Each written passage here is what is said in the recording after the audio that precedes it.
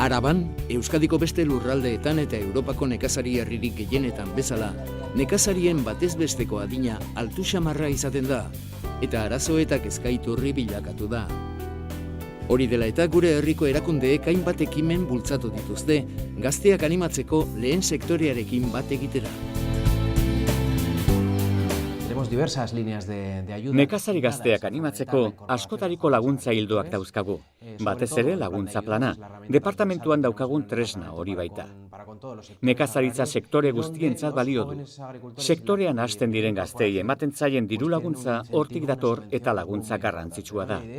Azken 3 urteotan, Arabako lehen sektorean hasitako nekazarien kopuruak 5 aldiz egin du gora. Gazteak mahastizaintzan, abeltzaintzan, laboreetan edo barazkigintzan hasten dira gehien bat. Produktibitatea bilatzen da, baina kalitateaz ahaztu gabe. Araban kalitatez lehiatzen gara, eta nekazari gaztei esker, Arabako lehen sektorea aurrera doa. Belaunaldi errelebua erronkatzat jotzen dugu noski, eta Arabako lurralde historikoan lehen sektorearen oinarrietako bat da. Laguntzek eta babesek helburua lortzen laguntzen badute ere, nekazaritza proiektu berrietan sartzen diren pertsonak izaeraz ekintzaileak dira eta erakusten duten ausardia txapela kentzeko modukoa da. Etxalde bat martxan jartzea ez da erraza eta meritu handia du, lan aldetik eta diru aldetik ahalegin handia egitea eskatzen baitu. Gorka eta Iban Asurmendi artzain petoak direla ematen du. Aldiz, duela urte asko ez, hutsetik hasi ziren. Oraindik gauza asko dituzte ikasteko eta bide luzea dute aurretik. Senideen artean artzainak izan badituzte ere, istorio berri bat abiarazi zuten euren herrian, Galarretan. Arantzazuko artzain eskola funtsezkoa gertatu zitzaien lehen urratsak emateko. Urte desberdinetan, bi anaiek arantzazun prestatu zuten euren burua. Gure aitonak beti izan zituen argiak. Garai hartan etzen erraza artzaintzan aritzea. Berak denbora asko pasatzen zuen Gipuzko aldean, Zegama inguruetan. Hemen Galarretan 15-20 egun baino ez zituen igarotzen. Gainerako denbora mendian igarotzen zuen, Entziako bordan.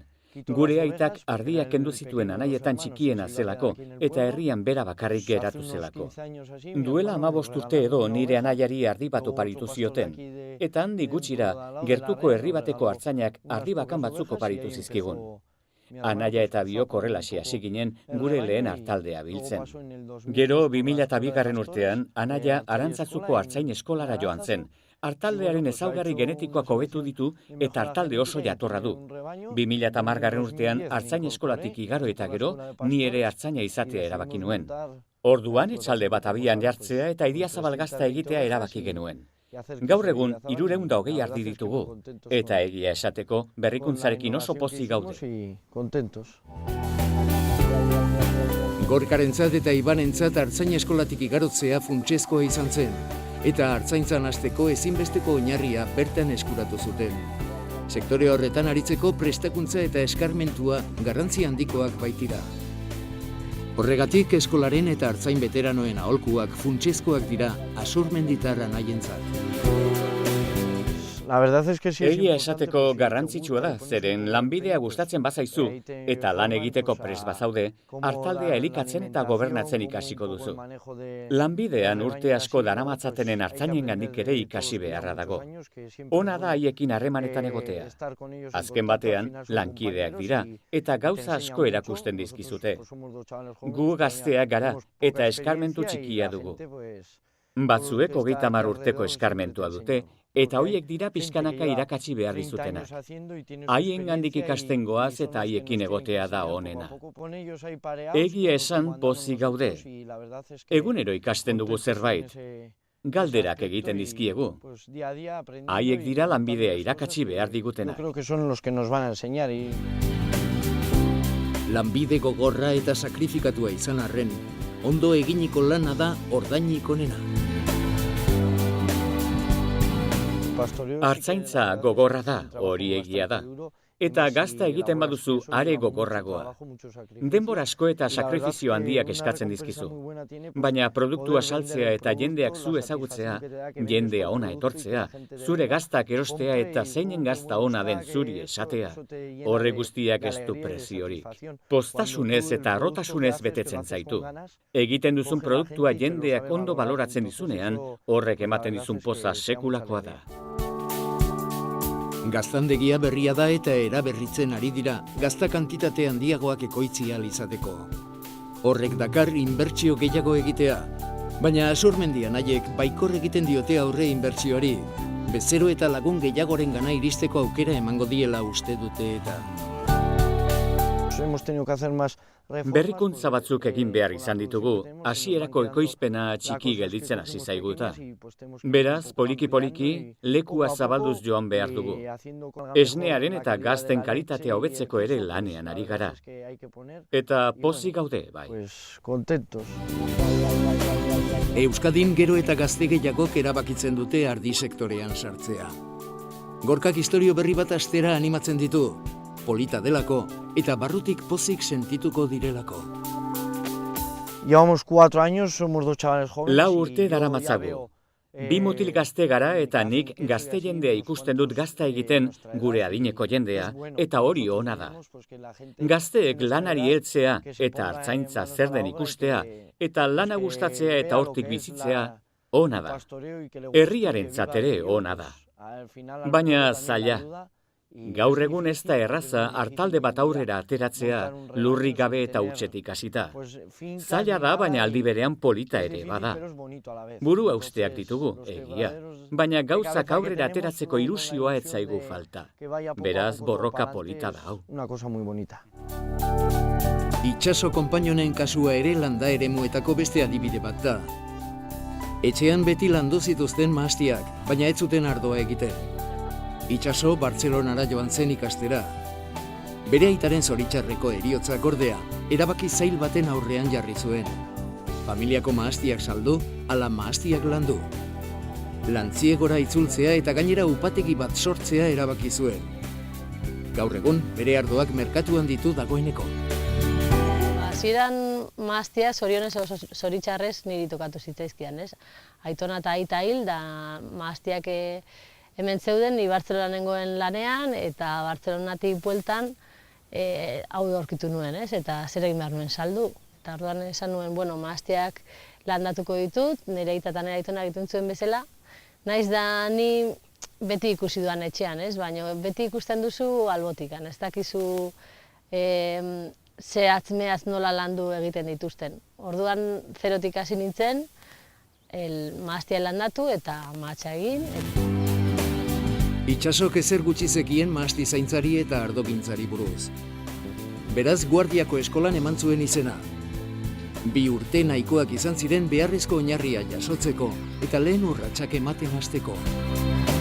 Nekin hasi nintzenean neukan formaziorik, ez nekien zergatik egiten dituen gauzak eta askotan egiten nuena zen ondokoak egiten zuelako edo norbaitek esaten zidalako, baino ez nekien zergatik egiten nuen, ez? Eta orduan derrigorrez esan nuen, bueno, ikasketa behar ditut. Laguardiara joan nintzen 2 urtez, hasiren kurso batera, 2 urtez arrazaldez joaten nintzen eta egin nuen bitibinikultura eta enologia ikastaroa.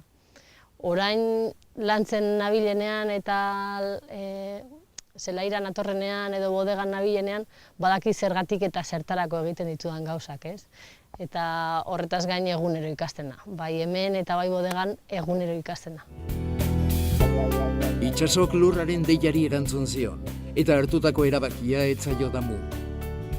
Lantziegoko bizilagunek ere asko lagundu diote, eta bihotz-bihotzez eskertzen die beragatik eginikoa. Etxera bueltatu nintzenean aitaren arazoengatik eta upategiarekin geratu nintzenean, mahastiak zaintzeko, ikusten duzu kriston bizimodua dela. Hemengo jendea, ambientea, kultura, bizitzeko modua kristona da, ez? Eta ez nuke zergatik aldatuko. Azkenean, olako herri txikitan bizitzea ere oso gauza asko positiboa ditu, ez? Eta olako bat izan daiteke laguntza behar duzunean edo zerbait gertatzen zaizunean ondokoa dituzula beti pres, ez? Naiz da laguntza eskatu, beti dago ondokoa, laguna, auzokidea, beti dago norbait zure ondoan. Itsasok upategi txikien garrantzia azpimarratzen du, eta artisau produktuen balioa estimatzeko eskatzen die kontsumitzaileei. Gauzak bereiztu behar dira, ez? Eta erosleak pixkat begiratu behar du, erosterako momentuan ze produktu erosten duen, ez? Eta ez jakintasun handia dago. Adibidez, ogia edo altzariak erosterakoan badaki norberak zer edo nola erosi behar duen, ez? Badakit altzari merkea daudela eta altzari garestiak eta onak izan daitekenak, ez? Ardoan ez da gertatzen, ardoan dago ez dute desberdintzen fabrika eta artisautza, ez? Badaude fabrika handi batzuk urtero ardo berdin egiten dutenak kontentatzeko bere klientela eta gero bagaude Araberriosako bodega txikiak gure lana eta esfortzua egunero ekartzen dugula bai mahastietara eta bai upategira eta kriston produktu artesanak egiten ditugula eta batzutan erosleak ez dituela benetan diferentziatzen, ez? Ekoizten duen guztia ekologikoa da, eta merkatura atera dituen 3 ardo markei, Arabako Errioxako olioa gehitzekotan da. Laster iritsiko da saltokietara. Bodega txikia izan arren, ja 3 ardo marka ditugu, ez? Hasierako urtean urteko ardoa egin genuen bakarrik, Herrigoia dena. Gero ardo txuria 2. urtean, eta ja 3. urtean, pasan urtea izan zela, egin genuen bino autor deitzen zaiona orain. Da egurretan egin ditugu mahastizarrenak. Despalilatuan egin dugun ardoa, eta gero barrikatan fermentatu egin duena. Orduan ja 3 dauzkagu. Orduan nola mahastiak eta bodega ez digun gehiago ematen, mahasti gutxi ditugu eta daukagunarekin ardoa egiten dugu, ja daukaguna ere bai olibondoa dira. Olibondoak ere ekologikoan ditugu bodega osoa bezala eta ardo hau bezala. Eta ja hurrengo pausa izango da gure olioaren marka ateratzea. Upategiko harribitxia autore ardoa da. Itsaso ardo horretaz bereziki oso harro dago. Hemen egiten duguna da beste erabateko ardoa, ez? Ez da macerazio karbonika edo baratze karbonikoa egiten duguna. Hemen egiten duguna da despalilatua. Egiten duguna da vendimiatik jaso, kutxatan vendimiatu, kutxak tiestotan jarri, bota, eta tiestoa dauzkate 1000 kiloko kapazitatea gehienez. Mahastizar bakoitza tino desberdinan dago sartuta, eta egiten duguna da fermentazioa hemen. Hasierako egunetan nahastu egiten dugu azpiko mostoarekin, gero ja bukatzen denean fermentazioa delestaje bat egiten dugu eta sombreroa busti horrela pixka sakatuz, eta ja azkenik prensatu eta beko barrikatara eramaten dugu dana, mostoa. Itsasok zailtasunak gainditu eta aurrera egiteko prestutasun handia erakutsi du. Gogorra ahaleginduz eta lagunen eta auzokoen laguntzaz, upategi bat jarri du martxan. Mahats ekoizpena zarago, mahastien balioa eta esangura bere erara ulertzen saiatu da. Azurmendian Aiak eta Itsaso gure lehen sektorearen etorkizuna dira. Sektorea odol berritu dute, baina funtsezkoenari eutsita.